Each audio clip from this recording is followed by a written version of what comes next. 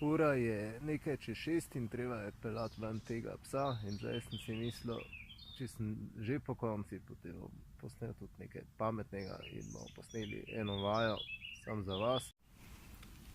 In ko se pelje psa ven, je treba paziti na takšne ovire in iti fajn okoli. Puja, pridi. Puja. Aha. Ja, Pujko. Ha. Puja, kaj se greš to gumitvist ali kaj? Lej to. Danes vam bom pokazal, kako se absorbira bioenergija, hrana, či iz sonca. Seveda se zabavam. Za to vajo potrebujete takšen pas, lahko tudi debelo vrv ali brisačo in to vajo, kot sem že dejal, lahko spet povečate in ohranjate gibljivost v svojem ramenskem obroču, ki pa je zelo pomembna. No, kdaj veste, da ste pa zelo negibljivi v ramenskem obroču? Verjetno takrat, ko že nekaj časa niste videli letala, ki ste bili zakrčeni in ga lahko vidite samo takrat, ko se uležete na tla. Torej, če vi spadate med to populacijo, vam to vajo priporočam. Torej, kako se izvaja? Primete pas, vdihnete, izdihnete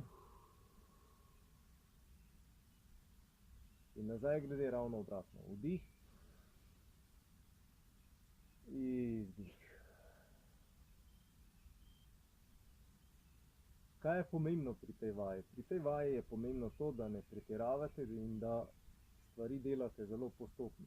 Jaz tega nisem počel in sem pasal vnetje tetiv tukaj v ramenu in sem lahko potem to vajo dal lepo nekaj časa na stran. Druga stvar, ki je pomembna, je, da lahko intenzivnost povečate oziroma ta stretch ali pa razteg mišice s tem, da enostavno ožate ta prijem. Moj nasvet tukaj je, da greste postopno centimeter po centimeter in da ne greste v območje bolečine, torej razteg mora biti še prijeten. No pa pokažemo še celotno stvar iz strani.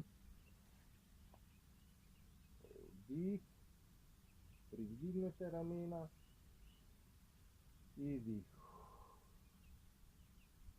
in nazaj.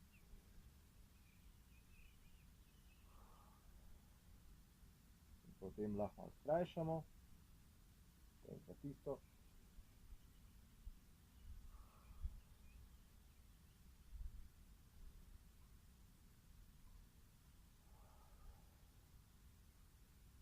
In to je to.